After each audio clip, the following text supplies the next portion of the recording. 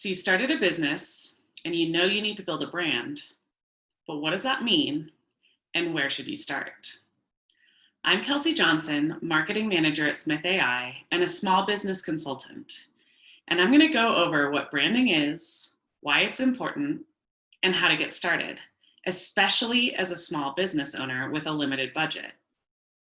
So let's start with what a brand is. Your brand is your reputation, what people think when they hear your business's name. It incorporates a variety of intangible and physical elements that are all pulled together to make your company what it is in the eyes of your clients. When done effectively, branding is used to build relationships and trust and establish your business as an industry leader. A good brand can help you develop your place in the market and connect with your leads and clients, which in turn grows your business significantly. In short, good branding can result in more revenue and success over time.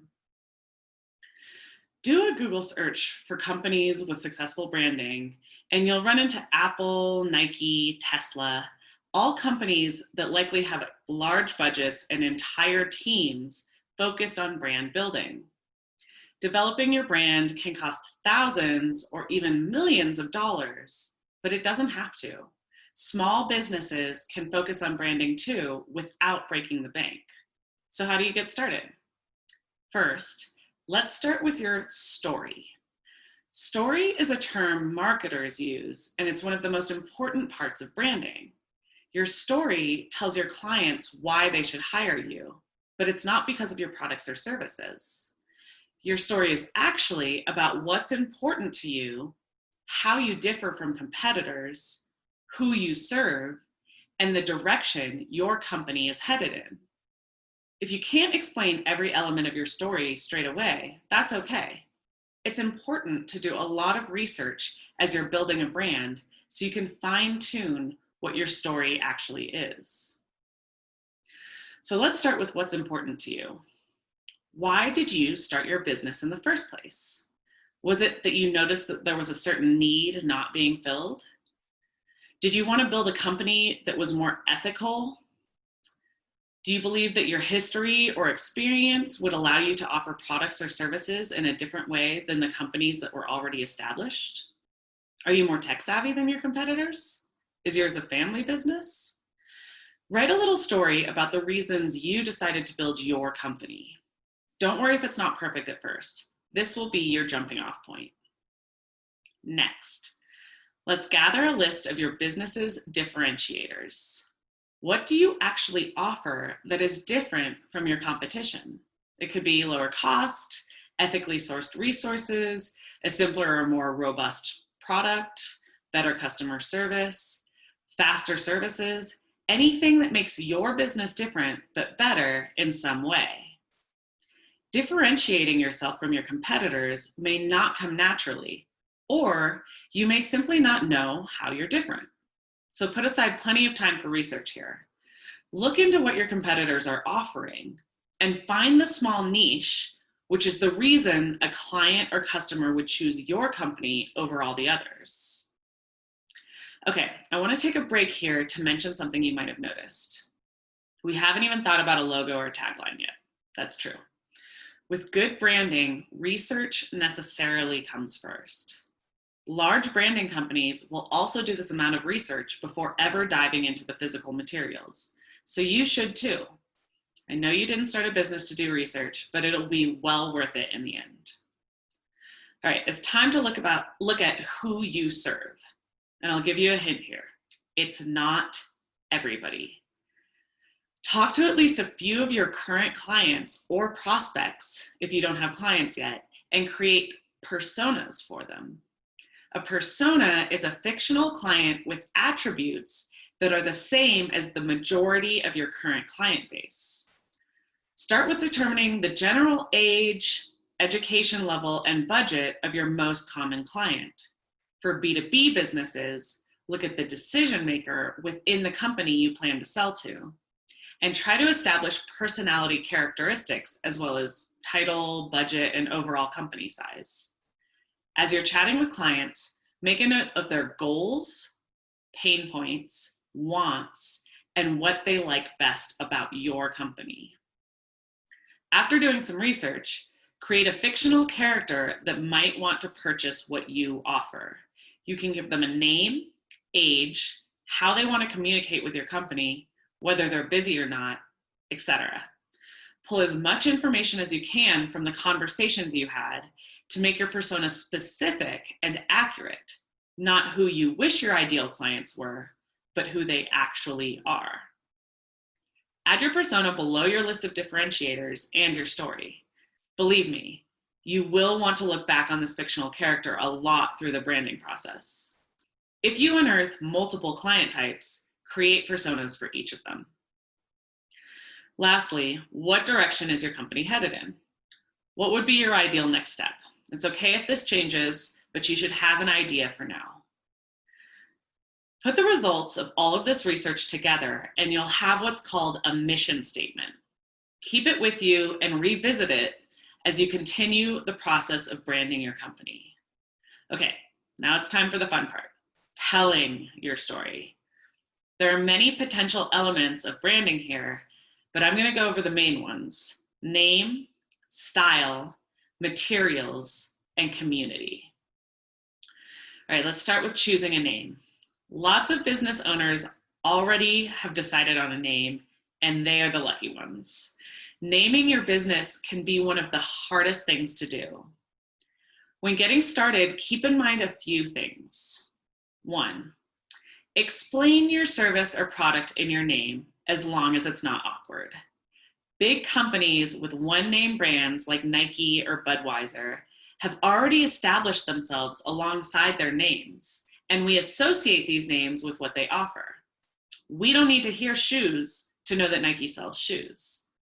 But your business, it likely isn't as established. So you might want to opt for adding the name of your service or product to your business, at least to start. For example, if you have a family law firm, include family law in your name. 2, don't include a location. You might think you're a small business now, but you may expand to different cities or states, so leave location out of your name. 3, think about what your potential clients might want to hear.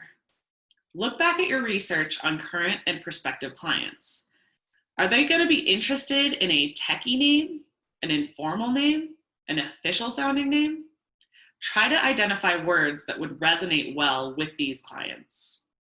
And 4, be straightforward.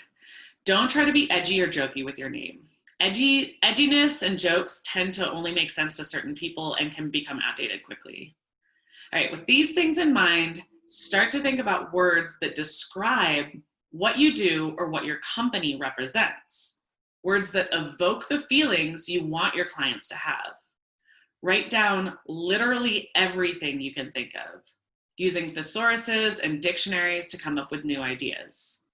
Then, once you have a huge list, start whittling it down, and hopefully you'll come across 1 or 2 words that are right for you.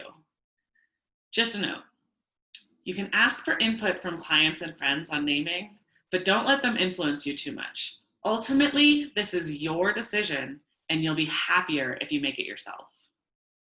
Also, if this is hard and frustrating, you're not alone. Gimlet Media, a popular podcast network, went through the difficult process of naming their company and recorded the whole thing. The episode is on the first season of their podcast Startup, if you want to feel some solidarity. As you're creating a name for your business, start to think about a tagline.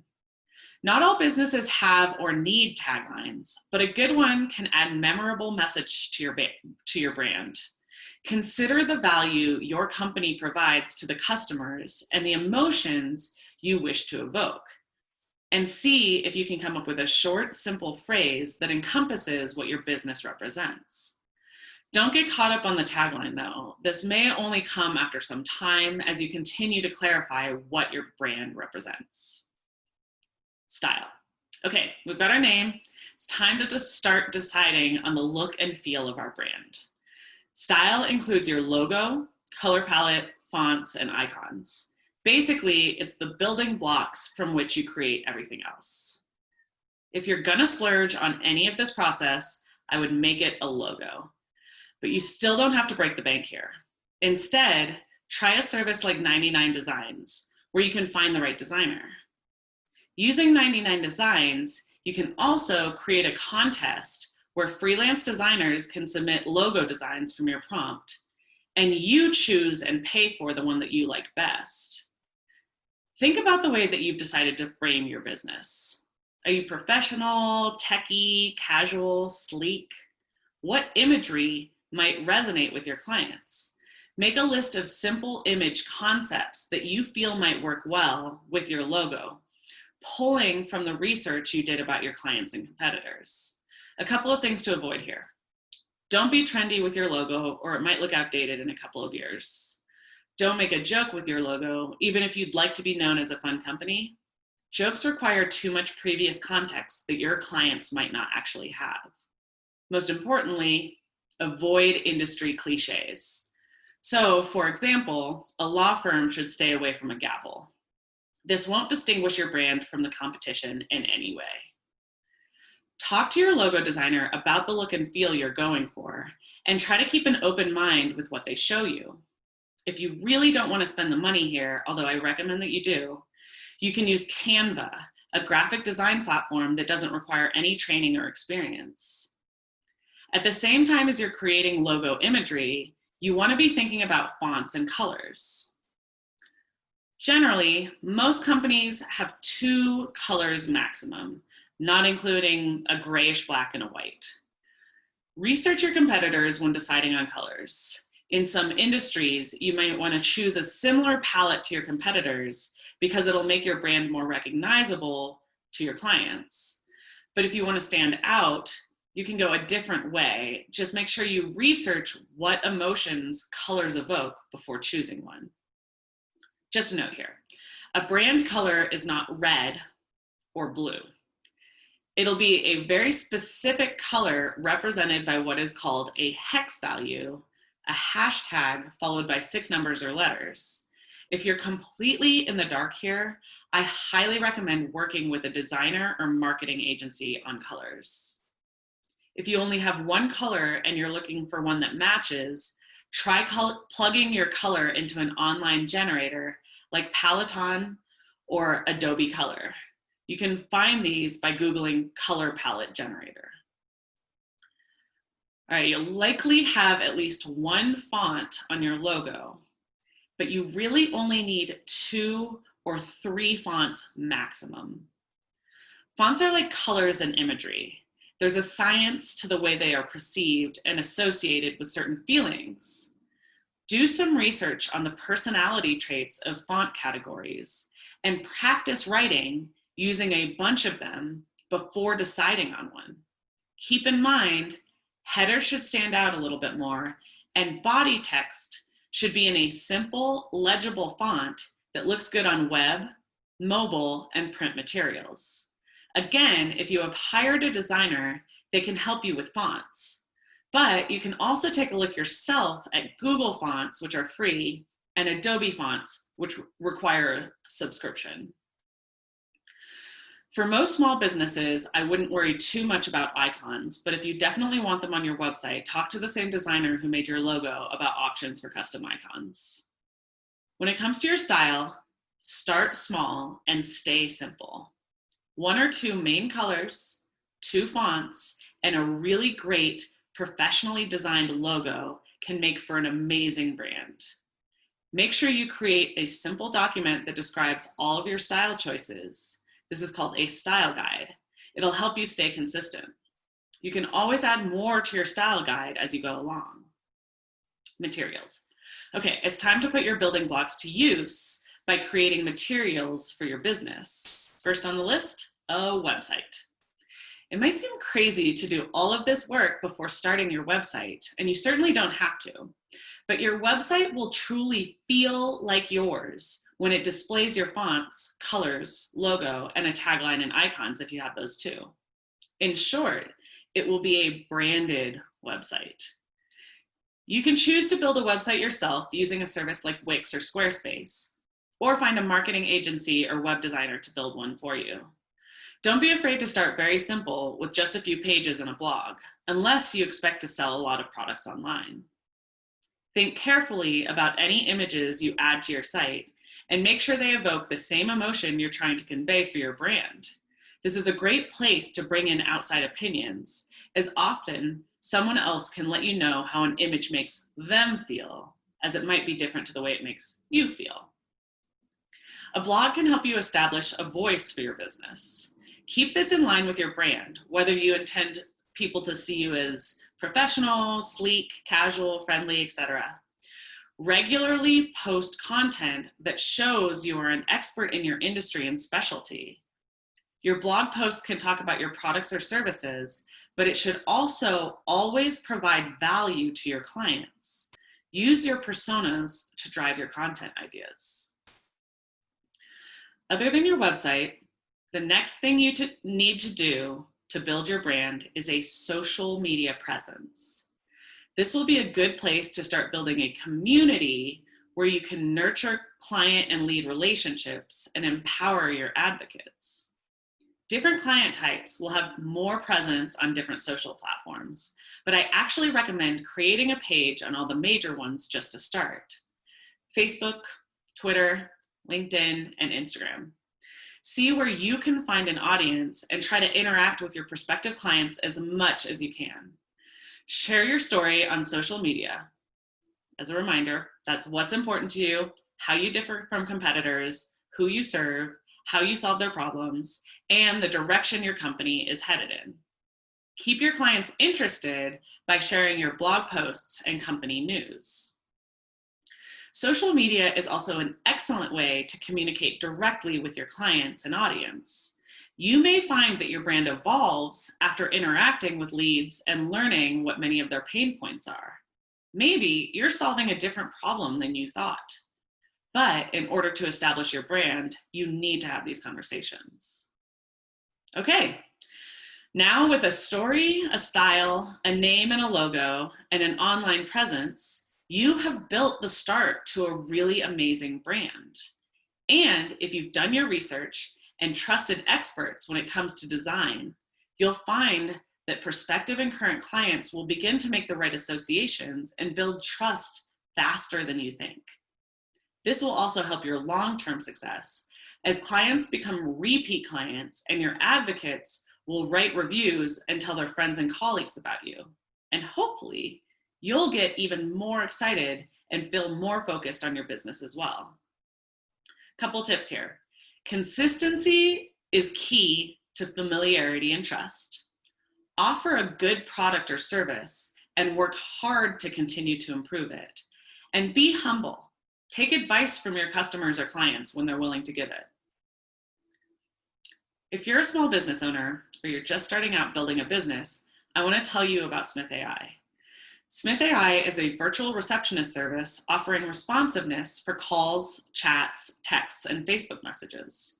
That means while you're busy building brand materials or helping current clients, we can still be responding to every new lead who may be contacting your business.